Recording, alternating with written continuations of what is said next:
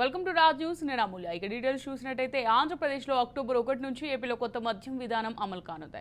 కొత్త మద్యం విధానంపై కీలక విషయాలను మంత్రివర్గ ఉపసంఘం మీడియా సమావేశంలో వెల్లడించింది.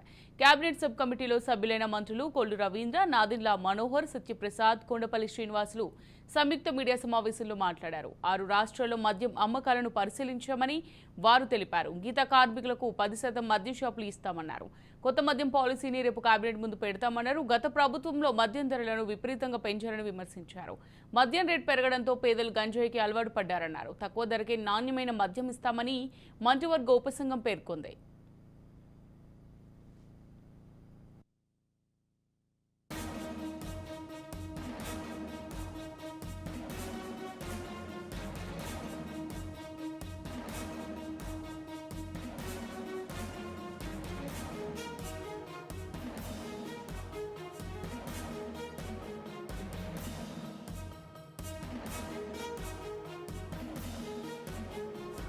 ఏపీలో మద్యం విధానంపై ఏర్పాటైన సబ్ కమిటీ 5 మంత్రులతో సీఎం ఏర్పాటు చేశారని ఎక్సైజ్ శాఖ మంత్రి కొల్లు రవీంద్ర పేర్కొన్నారు.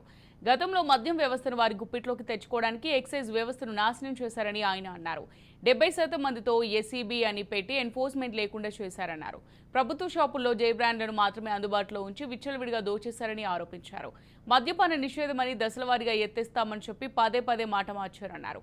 విపరీతమైన రేట్లు పెట్టి సామాన్యులను అప్పుల పాలు చేశారని, సామాన్యుల ఆదాయాన్ని దోపిడీ చేశారని విమర్శించారు.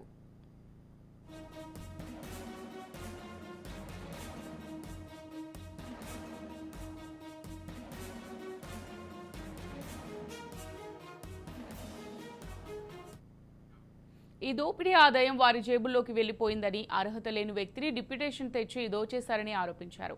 నాసి రకమైన బ్రాండ్స్ తెచ్చి ప్రజల ఆరోగ్యాలతో ఆడుకున్నారని, చాలా మంది అనారోగ్యం పాలయ్యి చాలా మంది మృత్యువాత పడుతున్నారన్నారు.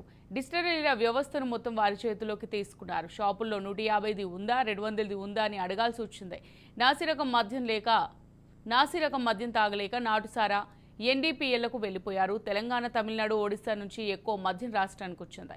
1994 తర్వాత ఏపీలో పాలసీ దేశానికి ఆదర్శమైంది. ఇప్పుడు 6 రాష్ట్రాలకు వెళ్లి అక్కడ పాలసీ టాక్సేషన్ విధానంపై అధ్యయనం చేశాం.